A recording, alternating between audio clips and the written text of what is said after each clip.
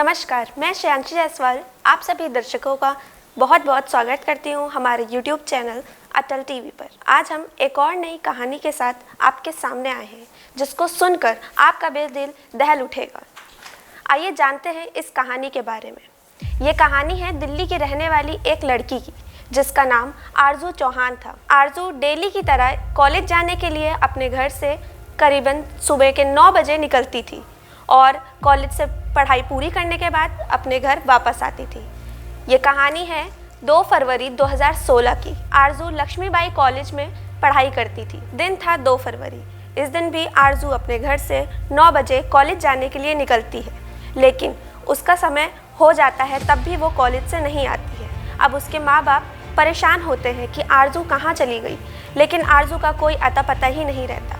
उसके माँ बाप और उसका पूरा परिवार आरजू को ढूंढते हुए उसके दोस्तों के पास फ़ोन करते हैं, लेकिन किसी को उसके बारे में कुछ पता ही नहीं होता। अब उसका परिवार आरजू के कॉलेज जाता है। आरजू के कॉलेज जाने के बाद पता चलता है कि आरजू डेली कॉलेज तो 9 बजे आती थी, लेकिन कॉलेज में 9 से 10 बजे वाली एक ही क्लास लेती थी और बाकी की क्लास को बंक कर वो किसी एक लड़के के साथ घूमने जाती थी और फिर 1 से 2 बजे वाली क्लास लेकर अपने घर जाती थी। लेकिन 2 फरवरी को आरजू कॉलेज तो आई थी, उसने 9 से 10 बजे वाली क्लास भी ली और उसके बाद वो उस लड़के को बुलाती है जिसके साथ वो डेली घूमने जाती है और उसी लड़के के साथ कार से चली जाती है। ये सब जानने के बाद माँ बाप को तो विश्वास ही नहीं होता है। अब आरजू को गायब हुए पूरे 1 दिन हो गए थे। परिवार वालों ने आरजू की मिसिंग कंप्लेंट पुलिस थाने में जाकर लिखवाई।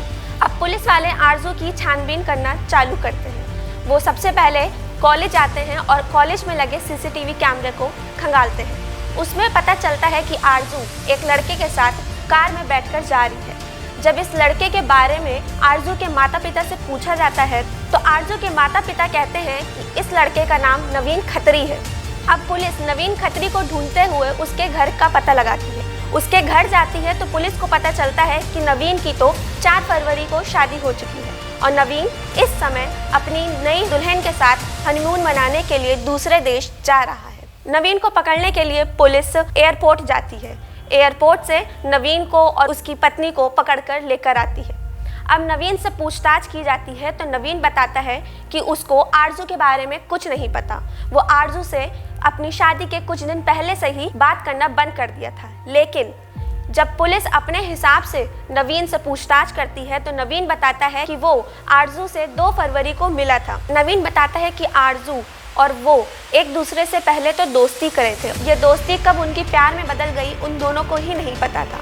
अब नवीन और आरजू एक साथ जीने मरने की कस्में खाने लगते हैं। ये दोनों ने डिसाइड करा था कि अपनी फैमिली में जाकर अपनी शादी के बारे में बताएंगे और आरजू ने तो अपने माता पिता को भी बता दिया था, लेकिन आरजू के माता पिता गुस्सा हुए। उसके बाद वो मान गए थे और वही दूसरी ओर नवीन के परिवार वाले आरजू और नवीन की शादी के लिए नहीं मानते हैं क्योंकि वो जट फैमिली के होते हैं और उनको एक जट फैमिली की ही लड़की से शादी करनी होती है।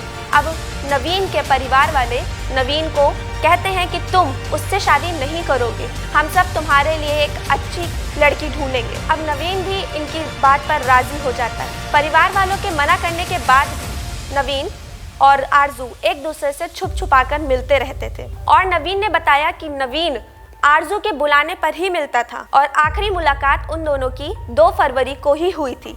नवीन 2 फरवरी को अपनी शादी का कार्ड बांटने के लिए अपने कार से निकला था।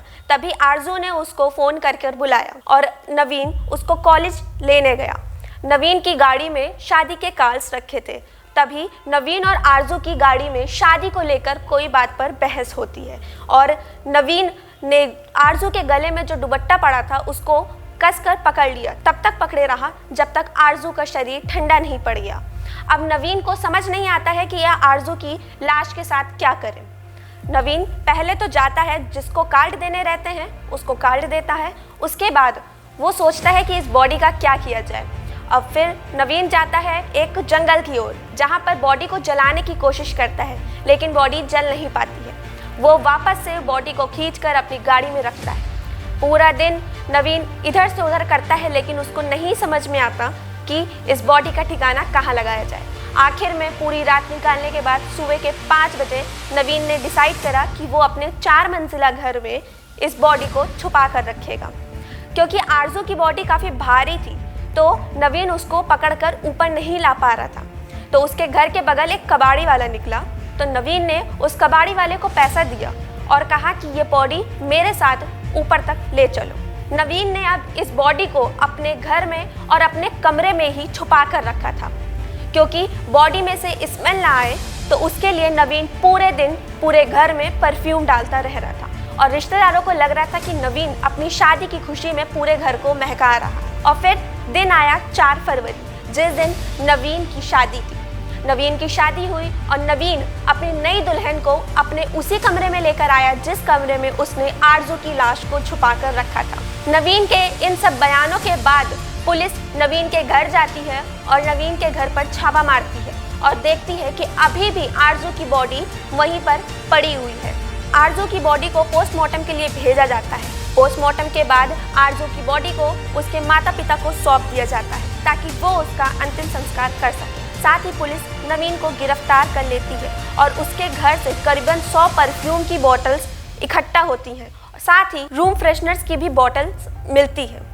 अब नवीन को तो गिरफ्तार कर लिया जाता है, साथ ही उसके घर में उसके और भी रिलेटिव्स को गिरफ्तार किया जाता है जो इन सब के घेरे में आता है। तो ये थी हमारी आज की कहानी। ऐसे ही और क्राइम की कहानी को जानने के लिए हमारे साथ बने रहे। हमारे चैनल को सब्सक्राइब करें और पसंद आने पर हमारा वीडियो लाइक करें, शेयर करें। धन्यवाद।